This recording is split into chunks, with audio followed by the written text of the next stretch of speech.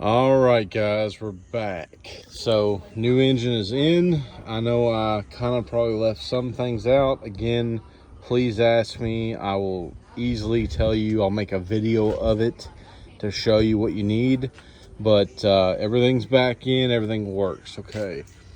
What I said. So this guy, go right ahead. First thing you do, pull this cover off. Pull off that battery. It's an 8mm holding it down. Go ahead, pull out the 10mm to get that plate out. Then you're gonna have a couple of, I think it's two. If you look, there's a felt liner. See that right there? There's one over there and one hiding somewhere right there. Pull that out immediately, get that out of your way. That will give you way better access to the downpipe, right? You'll be able to pull that off easily. You'll get the hose going to the heater core easily. You'll get the bell housing bolt easily, okay? Come over here. All right. Over here, once you get this intake manifold out of the way, you're gonna easily get to the bell housing bolt on this side. Not a problem, all right? I did forget about this vacuum line. So from the booster to here, take this clamp here loose, separate it. If you look, it's a T. One thing I didn't talk about was I did tell you about the one right, let's see here. You can see the angle of the 90 right there. That comes off the manifold. This one you'll undo and just kind of hangs out, right? I did forget about that. I actually did not have to remove the motor mount. I did on this side, but I didn't do it the way that I explained it on the last video. So I left that motor mount on the passenger side alone. And when I went to pull it, now you're gonna have to have, I don't know how, I've been doing this for 20 years, so I obviously know you gotta have a jack under the transmission to kind of keep it angled up. Even if you have like a leveler or whatever on your cherry picker, you want to have the transmission supported at the same height as the engine. So, you know, you pull this off, yada yada. You know, I've got the hold downs. I bought a crate motor. I'm gonna build my original one. This one was to get me back up in racing. I do autocross and time trial, HPDE events, so yada yada. I wanted to immediately get this thing back up and going. Like, most of you are probably gonna blow your motor. You're gonna go either, hey, I'm gonna go to EMS and get a short block or long block. Cool, it's awesome. I'm gonna be doing the same. Here's my stock motor right there. So I wanted to be able to get back up and going immediately, and this is the route I went, okay? My wife has a car, Ecoboost, yada yada, so my route is hopefully this motor gets pulled out this winter. I put a built motor in, this gets wrapped up. If she blows a motor, then we have a spare. If I blow a motor, I have a spare. It has a new turbo, we're ready to go. So anyways, with that, when you jack this engine up, okay, cherry picker, all right, jack under the transmission so that the engine and transmission stay at the same level, even if it's tilted, okay?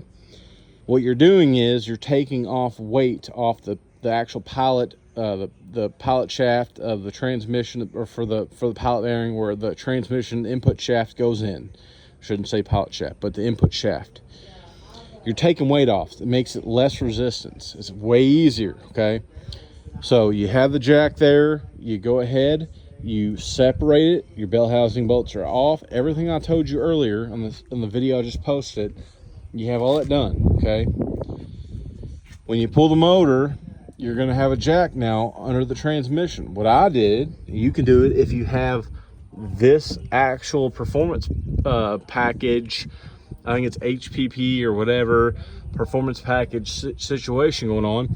I went around that bar and around that bar, and I had a ratchet strap going around holding the transmission. If you can't do that, you have these guys here, and you can put a bar in there, any kind of piece of wood or whatever, but you can see that A-arm, that black A-arm right there, right? If you put that there, you can see that's not the engine, that's the transmission. The engine's that clean metal, right? So you're gonna have to pull that bracket off. And in my last video, that's not the bolts I took out to remove the bracket.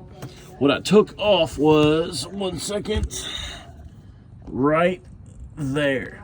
I loosened those up to give me clearance to move the downpipe. That one right there, if you do not have that actual strut bar to put a ratchet strap around, you're gonna be removing that right there, right? You're gonna get it out of the way to where you can actually put a piece of bar or 2x4 or whatever and go across that. All right, so that's it right there. And again, I'm here to help. Let me know.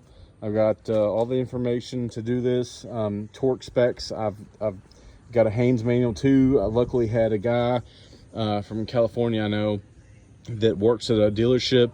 He's a mechanic. He gave me all the torque specs, but now I've ordered a manual. So leave it in the comments. You need torque, I'll give it to you. I have no problem with that. I'm here to help. I've been doing this shit for 20 years, and it seems anymore that these new cars, Ford doesn't want you to work on them. I'm not about that. I want everybody to be able to work on their own shit. So, and honestly, you know, at the end of the day, usually somebody can say, well, Ford messed up here, or I wish they would have done this. On this setup, this was so easy. I have nothing to say. I have no complaints. I think now that I know everything, I think if I had a crate motor or something ready, as in it had the turbo, it had the manifold, the injectors, fuel pump, vacuum pump, everything ready to go. If I was at a racetrack and I had a cherry picker and my race ramps, I did show you all that. I had race ramps, and here they are, right there, right? If I had that, I promise you can call me a liar, that's fine. I think 3 to 4 hours I could swap a motor. Not a problem, not even an issue. Now that I know what size bolts there are, what to take apart, no problem. So again, ask me. I told you about the fuel line. I've told you about everything else. You know, this here, I shouldn't have to tell you about this. If you're going to swap a motor, you should be able to figure out that, you know, coder intake, boom, 1 bolt. You should be able to figure out that you've got a band clamp on these bolts, or on the turbo here. You should be able to figure all that out. You shouldn't be swapping a motor if you're worried about that, okay?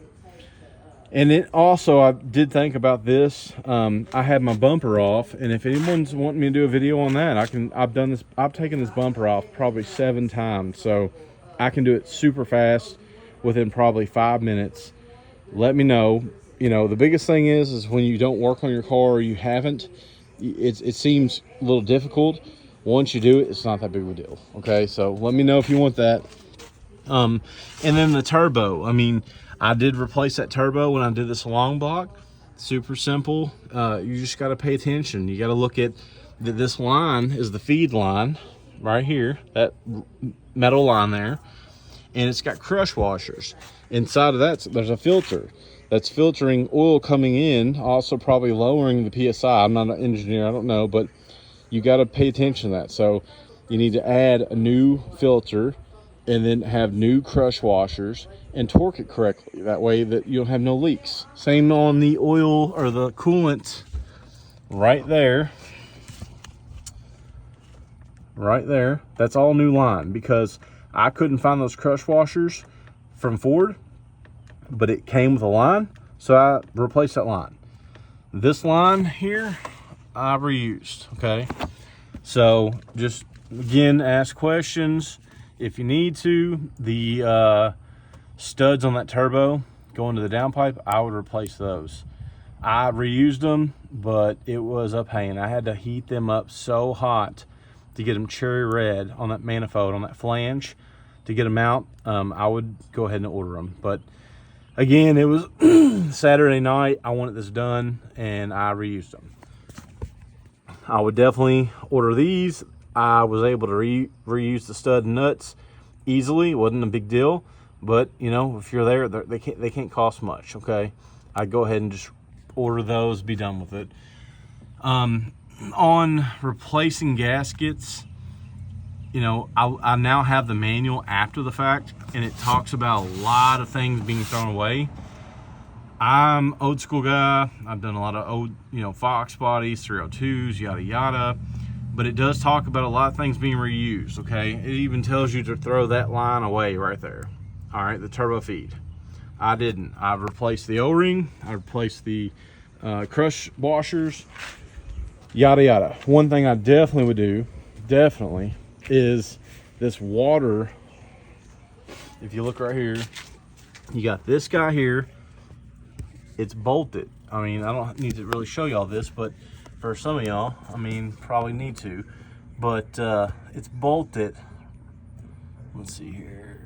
I can't tell. There you go. One there. There's like one. Let's see. One right there. You can see it right there. It's not hard, right? It's just bolted. This, I'm assuming, I never separate this, but I'm assuming it has a O-ring in that. Don't worry about that. Get those two loose.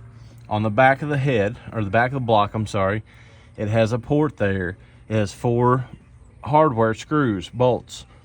Remove that. It comes over and has this rubber line. Let's see here. I probably can't get to it, but it's right there going to thermostat housing. Right.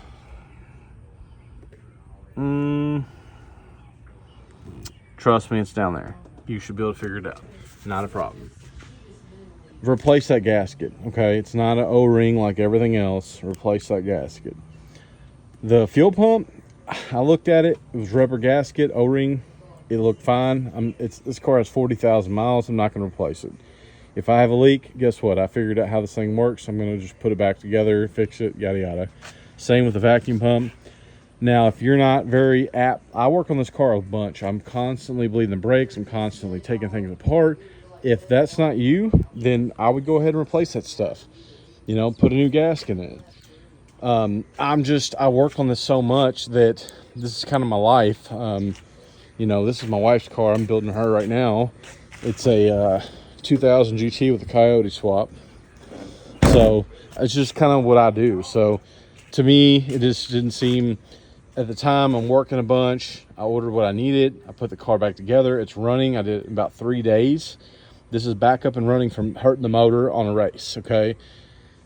Just ask me any questions you want. I'll go into a detailed video on what you're asking me, and I'll upload it. So, not a problem, okay? That's pretty much all I've got. Again, if you need torques, whatever... But that's pretty much it, guys. Thanks a lot. Appreciate it. I'm going to try to do more of these videos. I used to do it a bunch long time ago. Got kind of busy in work and haven't been doing them lately. But I think it's something I'm going to start. And I really kind of want to focus on these Ecoboosts and help people out. So, all right. Thanks a lot, guys. Bye.